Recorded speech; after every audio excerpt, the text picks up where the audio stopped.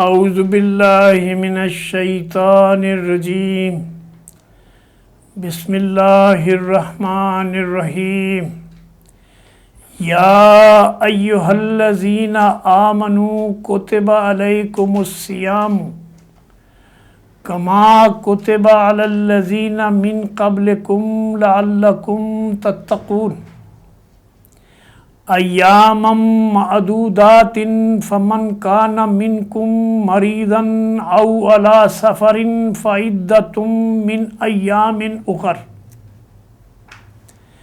وعلی الذین یطیقونہ فدیۃ طعام مسکین فمن تطوع خیرا فہو خیر لہ وَأَن تَصُومُوا خَيْرٌ لَكُمْ إِن كُنتُمْ تَعْلَمُونَ۔ اے لوگو جو ایمان لائے ہو، تم پر صوم روزے فرض کر دیے گئے ہیں جس طرح تم سے پہلے انبیاء کے پیروکاروں پر فرض کیے گئے تھے۔ اس سے توقع ہے کہ تم میں تقوی کی صفت پیدا ہوگی۔ چند مقرر دنوں کے یہ صوم روزے ہیں۔ اگر تم میں سے کوئی بیمار ہو یا سفر پر ہو تو دوسرے دنوں میں اتنی ہی تعداد پوری کر لے، اور جو لوگ روزہ رکھنے کی قدرت رکھتے ہوں پھر بھی نہ رکھیں تو وہ فدیہ دے دیں۔ ایک روزے کا فدیہ ایک مسکین کو کھانا کھلانا ہے، اور جو اپنی خوشی سے کچھ زیادہ بھلائی کرے تو یہ اس کے لیے بہتر ہے، لیکن اگر تم سمجھو تو تمہارے حق میں اچھا ہے کہ تم روزہ صوم رکھو۔ شہر رمضان الذی انزل فیہ القرآن ھدی للناس وبینات من الھدی والفرقان فمن شاہد منکم الشہر فلیصمہ وَمَنْ كَانَ مَرِيضًا أَوْ عَلَى سَفَرٍ فَعِدَّةٌ مِّنْ أَيَّامٍ أُخَرَ يُرِيدُ اللَّهُ بِكُمُ الْيُسْرَ وَلَا يُرِيدُ بِكُمُ الْعُسْرَ وَلِتُكْمِلُوا الْعِدَّةَ وَلِتُكَبِّرُوا اللَّهَ عَلَى مَا هَدَاكُمْ وَلَعَلَّكُمْ تَشْكُرُونَ۔ رمضان وہ مہینہ ہے جس میں قرآن نازل کیا گیا ہے جو انسانوں کے لیے سراسر ہدایت ہے، ایسی واضح تعلیمات پر مشتمل ہے جو ہدایت اور راہ سیدھا راہ دکھانے والی اور حق اور باطل کا فرق کھول کر رکھ دینے والی ہیں۔ لہذا اب سے جو شخص بھی اس مہینے کو پائے اس کو لازم ہے کہ اس پورے مہینے کے روزے صوم رکھے، اور جو کوئی مریض ہو یا سفر پر ہو تو دوسرے دنوں میں ان صیام کی روزوں کی تعداد پوری کرے۔ اللہ تمہارے ساتھ نرمی چاہتا ہے، سختی کرنا نہیں چاہتا، اس لیے یہ طریقہ تمہیں بتایا جا رہا ہے تاکہ تم روزوں کی صوم کی تعداد پوری کر سکو۔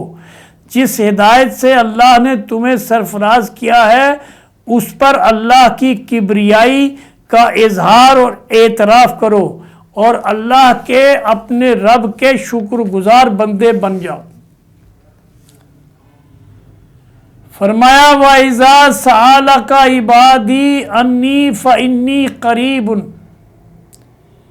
أُجِيبُ دَعْوَةَ الدَّاعِ إِذَا دَعَانِي فَلْيَسْتَجِيبُوا لِي وَلْيُؤْمِنُوا بِي لَعَلَّهُمْ يَرْشُدُونَ۔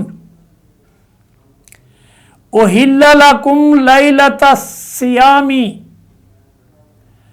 لیلۃ الصیام رفث الی نسائکم ہن لباس لکم وانتم لباس لہن علم اللہ انکم کنتم تختانون انفسکم فتاب علیکم وعفا عنکم فالآن باشروہن وابتغوا ما کتب اللہ لکم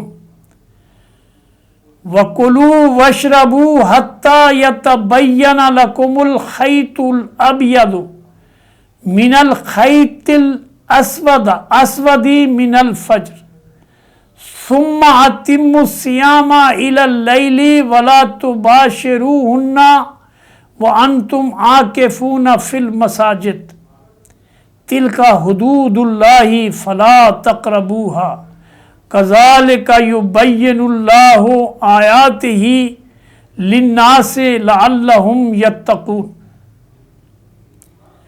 وَلَا تَأْكُلُوا أَمْوَالَكُمْ بَيْنَكُمْ بِالْبَاطِلِ وَتُدْلُوا بِهَا إِلَى الْحُكَّامِ لِتَأْكُلُوا فَرِيقًا مِنْ أَمْوَالِ النَّاسِ بِالْإِثْمِ وَأَنْتُمْ تَعْلَمُونَ۔ اے نبی، میرے بندے، اگر تم سے میرے متعلق پوچھیں تو انہیں بتا دو کہ میں ان سے بہت قریب ہوں۔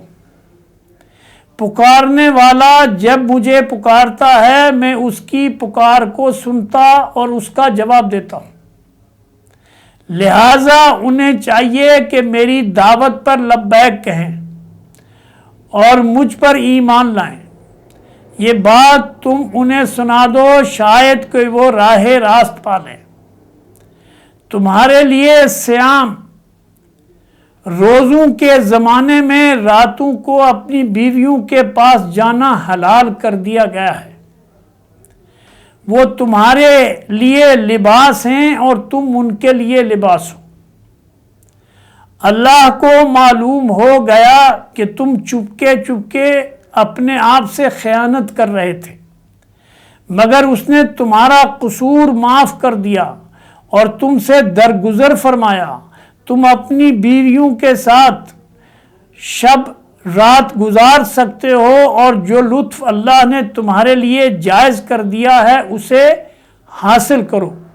نیز راتوں کو کھاؤ پیو یہاں تک کہ تم کو سیاہی شب کی دھاری سے سفیدہ صبح کی دھاری نمایاں نظر آ جائے، تب یہ سب کام چھوڑ کر رات کو اپنا روزہ پورا کرو، اور جب تم مسجدوں میں اعتکاف میں ہو تو بیویوں سے میل جول اور مباشرت بند کر دو۔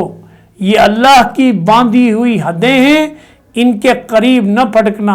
اس طرح اللہ اپنے احکام لوگوں کے لیے پوری وضاحت اور صراحت کے ساتھ بیان کرتا ہے۔